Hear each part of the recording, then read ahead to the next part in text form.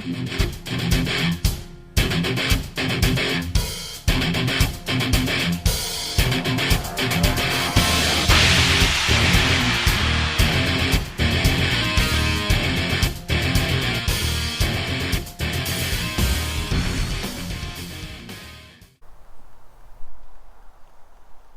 another great location. It's just a little patch of woods out behind that farmhouse right there.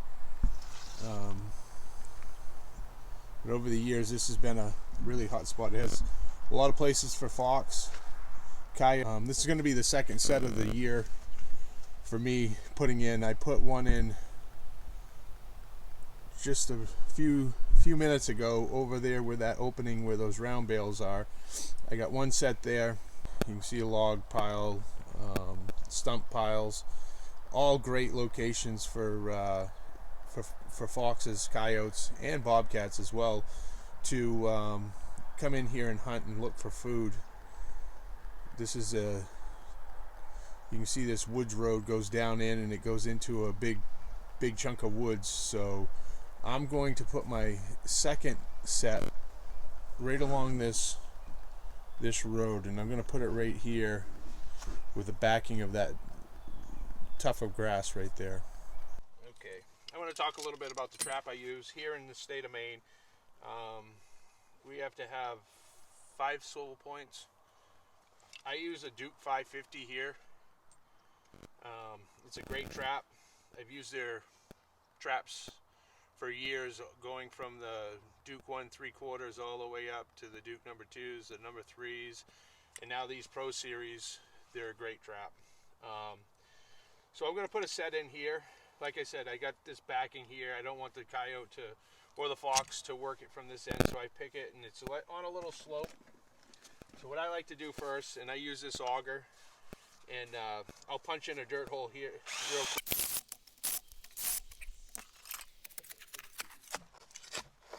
A little bit of rocks in here, so I try to put extra in my sifter. It's actually not too bad.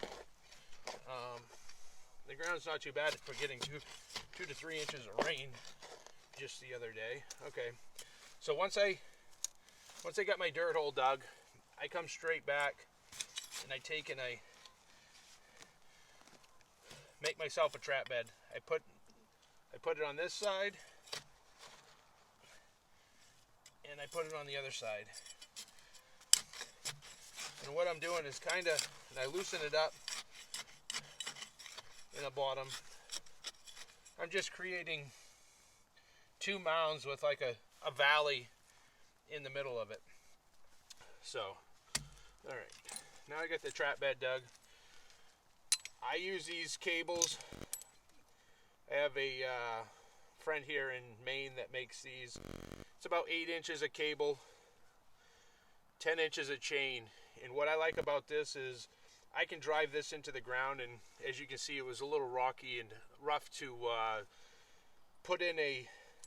dig a dirt hole. So all I need to do is to get this down under the ground, and then my chain will stay flat.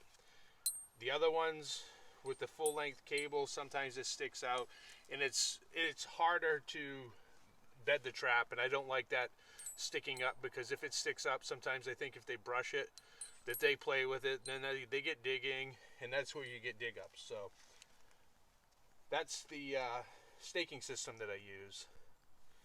What I also do is, a lot of times I go out through before the season, because I trap the same areas over and over again, and I'll already have these already into the ground, but I didn't because of the weather.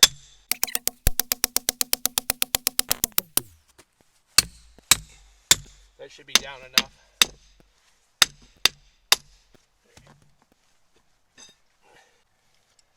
All my traps have quick links on them.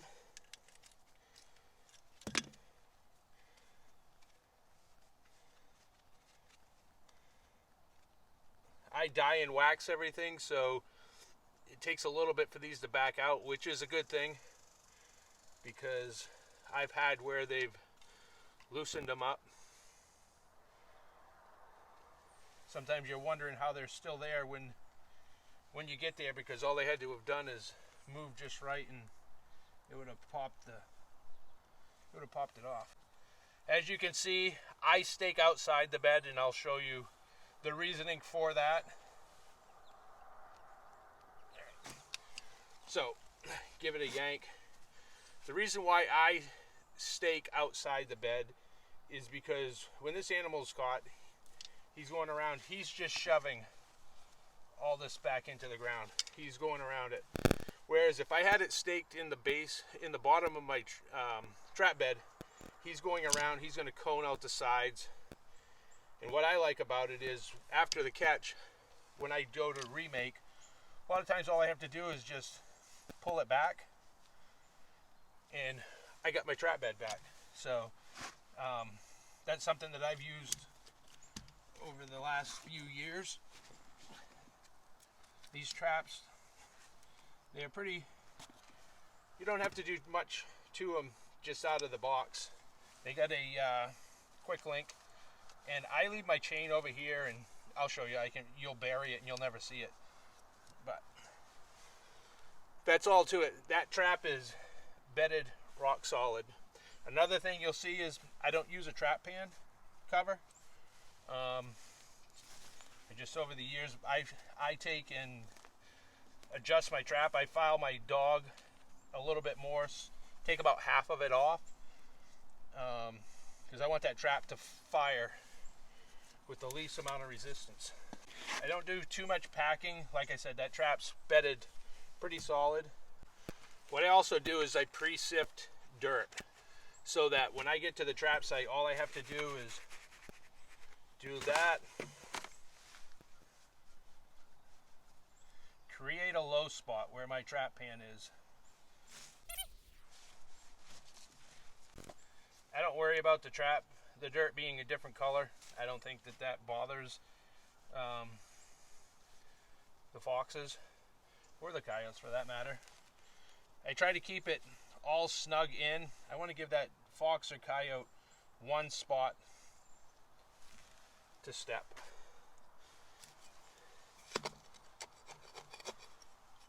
And that's it. That's a set here that I use, and I used it last year in Kansas, Oklahoma, Mississippi, and here, and it caught fox and coyotes in every location, and bobcats. I don't worry about a setback. As far as baits and lures, I use the oil sac of a beaver. And last year, all of my coyotes were caught from just this oil sac of a beaver down the hole. I drain some of them, and some of them I just keep whole. But when you get these warm days in early fall, that sun comes up and it bakes on this hole, and it loosens that sack oil up, and it just soaks into the ground, and you got a lure and a bait all in one. And a lot of times that bait's still in the hole when you get here after a catch. So what I also do is I use cat urine, but I use a little bit of a squirt over here occasionally. And what I also like to do, and I don't put it at the set because I feel that it causes rolling, but I use a skunk, like a call lure, and I try to put it 2 or 3 feet from the set. I don't want it at the set because this skunky odor, that fox or that coyote is going to want to roll in it. So if he wants to roll in it, I'll let him roll in it over here. And once he gets done rolling, he gets up, he walks by this set, and he's going to smell that sack oil and jump right into the trap, hopefully. So it's a really productive set for me. Hope that helps you. I'll give you a front view of this set as to what an animal is looking at. What I also like to do is here in Maine we can't have any exposed bait too. Looking down in that hole, I just realized I have to cover that. So I take some leaves, put it in there, and I cover that bait up. So just remember to check your laws in your state. Every state has different laws. The 4 states that I trapped last year, they all have different laws. So keep up on your laws, stay legal, and let's get some more sets in.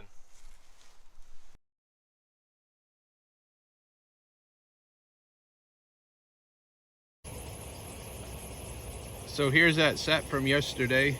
You can see the brush pile, the log pile, and here's this morning's catch. Nice Tom bobcat. Unfortunately, here in Maine we can't keep them, so I have to let this one go.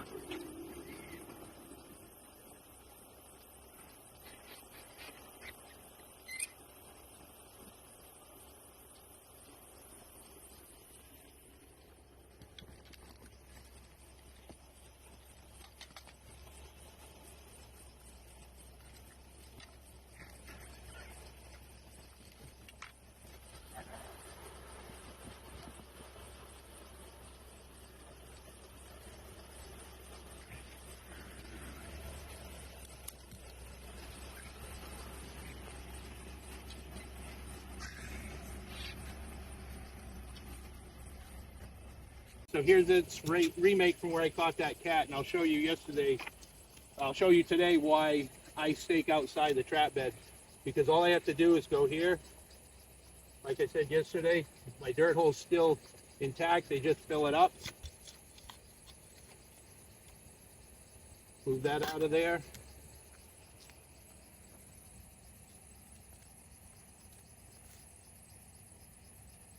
That was a big Tom that we had to let go. Like I said, that trap's bedded solid again. Remakes are easy. I carry my pre-sifted dirt. Again, no trap pan cover. Pull this all back in. There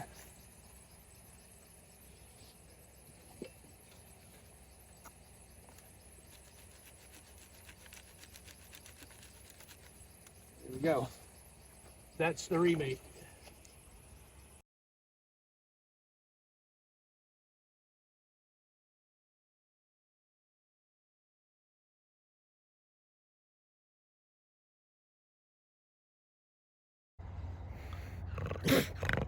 Again, here's that same location that I set up 2 weeks ago yesterday, and this here's the second cat. One had to be released. This one here I can keep because the season opened yesterday. But again, this here is just a super location. There's a lot of animals in here. One thing that I will point out is that this trap here is the same trap that I used that was set here opening day. I haven't removed the trap. I haven't changed it. It's rained, it's rusted. Once you catch an animal, that location, I feel, just gets so much better, because now you have another animal that's been there. This other animal thinks that maybe he can steal something from it. I don't know. But here's another cat. I'll take care of him and get down the road and see what else is in our lines.